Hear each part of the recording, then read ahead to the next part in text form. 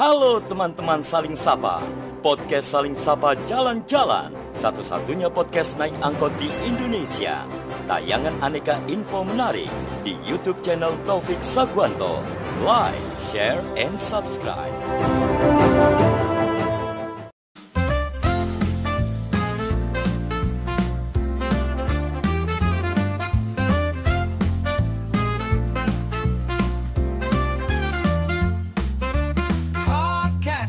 Angkot menemani setiap hari di jalan ini. Informasi mengalir bebas bersama Taufik Sagwanto.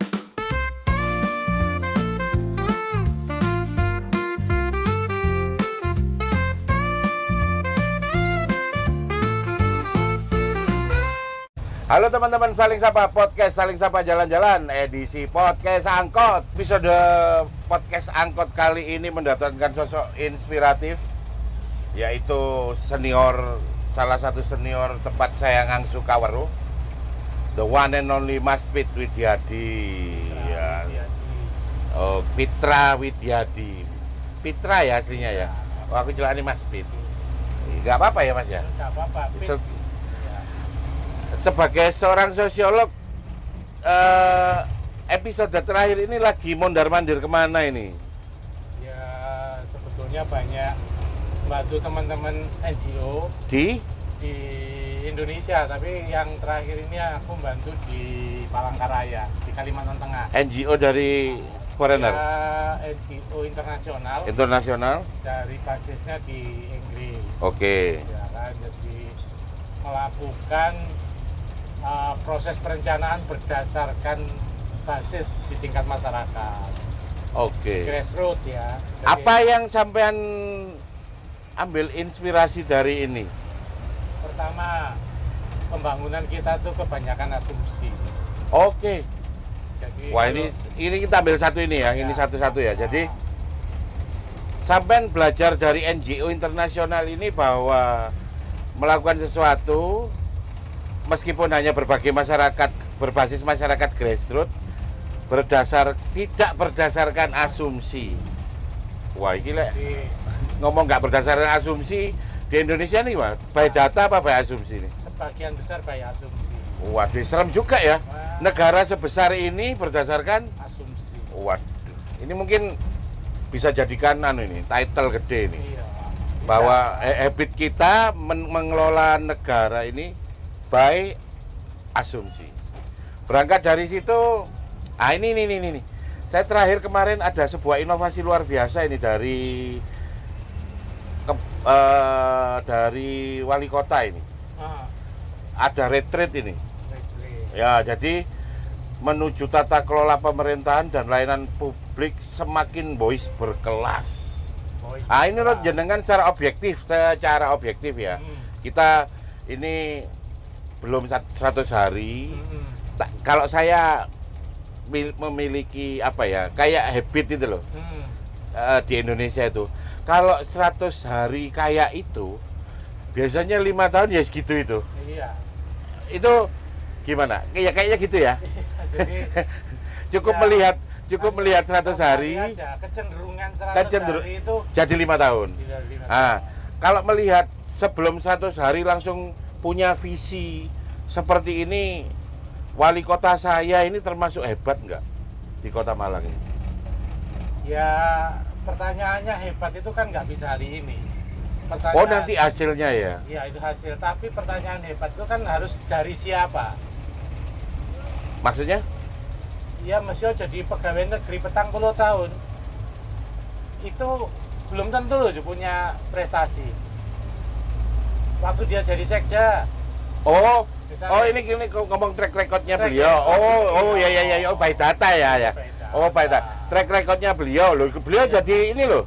Jadi anggota tertinggi loh. Jadi istilahnya jadi sekda. Sekda itu kan pangkat tertinggi di satu daerah. Ya, betul. Iya kan? Bahkan bisa dibilang wali kota dari ASN-nya. Iya, tertinggi. Iya. Nah, tapi pertanyaannya, kan nggak perlu pinter. Gak paham ini saya. Nah, Saya kurang cerdas. Kayak gini, jadi kalau mau jadi pangkat 4D, Ya. eselon 2 di satu daerah, kan yang penting memenuhi standar untuk mendapatkan pangkat, mendapatkan penilaian. Oh, maksudnya gini, nggak usah melanggar. Teko Isu, nggak ngapa-ngapain aja bisa nyampe ke situ ya? Sampai ke situ. Karena itu kepangkatan. Ya itu kepangkatan, bukan prestasi. Aku 4 tahun sekali pasti naik. Kalau nggak ada pelanggaran, nggak selingkuh misalnya, nggak nyolong konangan misalnya. Ya, karena orang ini nggak berdasarkan asumsi langsung ngomong track record, yang ngeri juga ya ngomong itu. Iya, jadi kalau dia Loh, tapi dengan beliau nggak pernah bermasalah kan, sebagai seorang ASN beliau baik. Ya baik berdasarkan ukuran ASN-nya, tapi apa prestasinya? Maka prestasi kan tidak diukur dari setiap pagi masuk. Kalau misalnya ASN-nya ternyata 90% nggak masuk, dia masuk ya dia berprestasi. Kan begitu. Tapi kan ukurannya cuma itu. Nah, kalau dia menjadi pelayan publik dalam konteks tata kelola pemerintahan yang disebut baik, itu kan harus ada sesuatu yang memang dia perbuat. Bahkan saya dengar kemarin retreat ini pertama di Indonesia ada. Iya, retreat. Tapi retreat itu sebenarnya dipakai untuk apa? Kan mereka punya visi sendiri-sendiri, punya misi sendiri-sendiri. Nah, sekarang retreat itu digunakan untuk mengkoordinasi supaya se-Indonesia sama, atau hanya untuk mengumpulkan orang supaya kalau ada sesuatu karena dari beda-beda partai supaya tetap sama, supaya patuh, ya kan nggak ada kan, supaya seragam, ya toh. Nah, sekarang kalau misalnya Malang ini ya gini, tapi kan oke lah katakanlah, saya melihat ini kita ngomong di kota Malang ya, wali kota. Apakah apa sih bedanya kalau di mata jenengan antara wali kota dengan umpamanya gubernur atau atasnya lagi presiden, apa bedanya? Sebetulnya pada prinsipnya sebagai pelayan publik kan nggak ada bedanya. Sebagai pelayan publik sama, tapi levelnya aja yang berbeda. Levelnya aja yang beda, tapi esensinya sama. Public services. Nah, dan kalau selalu ngomong public services itu sampai hari ini aku masih ragu. Mulai era kolonial bahkan sebelum kolonial nggak ada bedanya. Nah, karena di bawahnya logo Korpri sampai hari ini tulisannya masih abdi negara, bukan abdi rakyat. Ya memang konteksnya abdi negara itu dia kan melayani negara, dan negara ini kan rakyat. Negara tanpa rakyat kan bukan negara. Ini maksudnya itu ya? Iya, jadi melayani rakyat, yaitu melayani negara, karena rakyat itu bagian dari konteks negara. Masuk itu ya? Masuk. Nah, kenapa kok dia abdi? Ya supaya negaranya bisa berjalan dengan baik, bisa berjalan dengan tepat. Nah, kalau sekarang kredonya adalah tata kelola pemerintahan yang baik, pertanyaannya yang baik diukur dari apa? Kan gitu. Asumsi. Loh, asumsinya tuh asumsi yang benar kan? Nah, misalnya sekarang asumsi paling tulus itu nggak ada sih sebenarnya. Asumsi paling objektif kali. Data yang objektif. Lah ya, maksud saya itu kalau tulus tuh nggak ada ukurannya, abstrak. Nggak ada ukurannya. Tapi kalau objektif ada ukurannya. Nggak usah ngomong tulus pemerintah itu. Ukurannya kan harus jelas. Tata kelola pemerintahan yang baik. Tulus yo abstrak ya? Abstrak. Tulusnya apa caranya ngukur tulus? Tulus penyanyi. Pacar kita aja kita nggak bisa ngukur ya. Nggak bisa ngukur. Ya. Jadi ukuran yang paling enak kan tata kelola pemerintahannya. Loh, orangnya baik, ganteng. Nggak ada urusannya. Wah, baik, ganteng. Mari dilantik, nanggene jalane suhat, panas-panas nggak ijas. Terus gak nyambung. Jadi lah ini lagi-lagi kita bukan soal suka nggak suka ya. Bukan. Objektif ya. Objektif.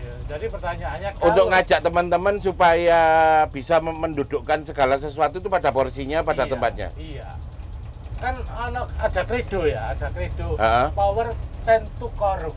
Jadi orang yang berkuasa itu punya kecenderungan korupsi. Nah, siapa yang ngontrol? DPR, DPR-nya di bawahnya wali kota. Yang ngontrol rakyat. Tunjangannya juga dari pemerintah. Dari pemerintah. Nah, sekarang dalam konteks itu, kalau kita ngomong balik lagi dalam konteks tata kelola pemerintahan baik, apa sebetulnya akan dijalankan? Dalam 100 hari itu apa? apakah terkait dengan janjinya tiap RT dapat 50 juta Nah, atau oke. seragam gratis? Oke. Kalau ngomong itu boleh dong 50 juta per RT. Boleh, tapi ukurannya apa? Nah, Oh, ngomongnya kebutuhannya berdasarkan apa? kan, iya, berdasarkan 50 juta itu apa dikasih saja karena dia sudah memilih dan terpilih jadi wali kota, atau ada ukuran kriteria? Kriteria 50 juta itu harus melakukan apa? Nah, kota itu kan ada perencanaan tata kota di dalam konteks RPJM. Oh iya, teknokrasi kan sudah ada GBHN-nya. Oh, sudah ada. Oh, berarti dia cuma jadi manajer yang make sure bahwa GBHN-nya berjalan. Iya. Kalau itu aja, memastikan itu berjalan, itu sudah the best. Oh, jadi dia nggak usah inovasi apa-apa. Nggak usah. Make sure bahwa serapan aspirasi dari bawah itu make sure bisa terserap, Itu bisa bagus. dilakukan, itu sudah keren. Udah bagus. Nggak usah buat inovasi 50 juta. Nggak usah. Kalau buat sampean 50 juta per RT itu Ya sebetulnya kan- arahnya nanti realistis untuk dilakukan atau enggak? Nah, pertanyaannya RT itu pernah punya perencanaan apa enggak? Wong RT aja nggak pernah. Urusannya kan paling administrasi. Sekarang ini menempatkan 50 juta ke RT. Siapa tahu ngajari RT bikin projecting. Nggak perlu. Kerepotan. Ya apa. Ya. RT itu kan sebetulnya konteksnya rukun tetangga. Supaya tetangga kiri kanannya itu kan rukun. Supaya nggak terjadi persoalan sosial. Oke. Kalau kita ngomong RT misalnya di mana itu Sumbersari. Oh, Di Sumbersari. situ kos-kosan. RT-nya dapat 50 juta. Lah, ketua RT ini lo mau ngapain? Dengan 50 juta Dengan itu. 50 juta itu. Berarti lebih baik nggak semua RT dikasih 50 juta? Nggak perlu. Itu kan ada perencanaan pembangunan yang basisnya di tingkat kelurahan. Yang itu konteks aspirasinya ada yang namanya musrenbang. Ya. Pertanyaannya, Bapeda udah menyusun itu enggak? Kalau Bapeda sudah menyusun itu, sedangkan punya Iya, izin jalankan itu ya aja. jalankan itu aja. Tapi pertanyaannya balik lagi. Apa yang dipakai untuk pembangunan itu berdasarkan asumsi atau berdasarkan data dan fakta di tingkat lapangan? Takutku dirubah. Nah, kalau dirubah gitu kan biasa. Yang pemberi punya kekuasaan kok. Oh, akhirnya dia memaksa untuk apa yang sudah dijalankan dipenggal di tengah. Bisa jadi begitu. Malah kacau balau pembangunannya, nggak tersampaikan. Nah, buang duit. Iya. Iya. Karena kan juga membuat RPJ itu juga Jadi nggak berfungsi, nggak Iya. berjalan. Iya. Nah, nyocok lah. Jadi kan Oke. teknokrasi pembangunan itu udah jelas bahwa sebelum wali kota terpilih, RPJM-nya di kota atau di kabupaten, untuk kalau wali kota ya di kota kan sudah disusun oleh Bapeda. oke. Nah, sedangkan wali kota dengan berbagai macam janjinya coba dimasukkan. Aku masih penasaran nih. RT di Malang berapa sih? Yang 4.300-an. 4.315 ya. 4.300 Kalau dapat 50 yang jutaan. totalnya 21 miliar. 21 miliar sebenarnya untuk Malang ya nggak berat sih. Ya kecil. Ya. Uang APBD-nya 2,6 Li- triliun. 2,6 triliun ya. Ya, kecil. Tapi kecil itu kan bukan berarti tidak perlu Pertanggungjawabkan. Pertanggungjawabkan. Iya, sekecil apapun harus dipertanggungjawabkan. Nanti ini banyak Pak RT masuk KPK malah repot ini. Ya, masuk ditangkap kejaksaan. Waduh. Tipikor. Ya kan? Tapi pertanyaan, yang tipikor yang patut harus ditangkap siapa ya? Pemberi bantuan. Nah, dia itu ada nggak mekanisme untuk memberi Berarti bantuan? ini kalau dilakukan juga memungkinkan akan jadi carut marut secara hukum. Ya, porak-poranda sebetulnya. Malah bahaya Iya, ya. bahaya. Jadi 50 juta itu sebagai hibah yang dipertanggungjawabkan atau hibah habis pakai. Apakah itu bansos bentuknya, ataukah dana-dana yang dikumpulkan lalu dipakai untuk memenuhi janjinya, misalnya kayak gitu. Oh, hanya untuk sekali aja ngasih. Bisa jadi begitu, kan nggak tahu juga. Ada nggak di kebijakan, ada nggak di RPJM? Aku nggak paham. Nah, kalau nggak ada ya bisa jadi hanya satu kali. Yang penting Oh, sudah tuntas. sudah tuntas. Oh, Ya ada kan? cara-cara gitu sekarang ya. Nah, Terus kebijakan apa yang sampean ingat Terus seragam gratis janjinya, ya kan? Iya, iya. Masa sih wong Malang, kota Malang ini butuh seragam gratis. Yang paling penting kan akses kepada pendidikannya lebih. Ini berdasarkan data atau asumsi lagi? Berdasarkan data kalau aku. Tapi kalau seragam gratis ya aku bedeke ya asumsi. Asumsinya apa? Bahwa orang tua tidak bisa membelikan seragam. Sehingga ada seragam gratis kan gitu. Sebenarnya kalau mau objektif apa? Kalau mau objektif ya akses kepada pendidikan. Akses, wah ini keren nih. Gede. Akses Kepada pendidikan. Oh, ini inovatif ini. Nah, Contoh akses, apa arek-arek kudu Kalau- sekolah KB? kalau levelnya kota kan SD, SMP. ya kan? Ya. Nah sekarang dipermudah nih, orang tua nggak usah bawa sepeda motor. Semua kebutuhan perjalanan transportasi dari rumah, halte terdekat dari rumah menuju sekolah diboyong sama Angkot, angkot. pulang pergi. Pulang pergi. Ya kan, Oh, orang tua keren nggak usah nih. ngeluarin dana transport. Oh, ini jauh lebih membantu malah. Jauh membantu. Ya kan, kedua, orang tua diberi jaminan anakmu dihantarkan pada tempatnya. Ya kan? Jadi Asik nih. keselamatannya bisa dijamin. Sopir angkot kayak beliau ini nggak nganggur lagi nih. Loh, kan selama ini dapat tunjangan kan? Untuk tunjangan namanya, Cak? Enggak tuh. Enggak. Nah, jadi misalnya Dulu itu loh. ya. Oh. Nah, jadi misalnya angkotnya kan nggak kosong yang penting. Orang bekerja sehingga kalau muter-muter kota Malang masa angkotnya kosong entek bensinnya akeh. Ya kan? Ya. Jadi tetap itu kan pendidikan kepada anak supaya menggunakan alat transportasi Umum. Karena itu pendidikan. Kota-kota Iya. modern di luar itu mereka sudah tidak bingung pakai kendaraan pribadi, Iya. semuanya sharing. Oh. Dan sharing itu bagian dari masyarakat maju. Betul. Ya kan? Jadi akses kepada pendidikan itu bukan hanya seragam. Termasuk anak nyampe di sekolahan tidak membebani orang tua, itu juga lebih keren lagi daripada. Ya, itu inovatif loh. Oh iya iya iya. Nah, Terus lalu kedua, supaya itu sopir angkotnya dilatih bagaimana caranya membimbing anak dari halte di mana dekat rumah terdekat menuju ke sekolah, supaya nanti pemberian subsidi kepada sopir angkotnya bisa jelas. Sopir angkotnya ketika menurunkan siswanya harus diketahui oleh orang yang diberi kewenangan di sekolah, di stempel, tanda tangan. Oh, jadi dia bayarannya berdasarkan itu. Iya, berdasarkan itu. Asik ini. Iya kan? Asik Jadi asik. kalau kita ngomong subsidi transportasi di perkotaan lewat sekolah, lewat pendidikan, lewat akses kepada pendidikan kan bisa. Lebih masuk akal. Masuk akal. Kan begitu. Iya Ya iya kan? iya iya. Nanti RT ya kalau gitu 50 juta kayak halte tempat Anak-anak titik kumpul. Titik kumpul yang nyaman ya. Iya.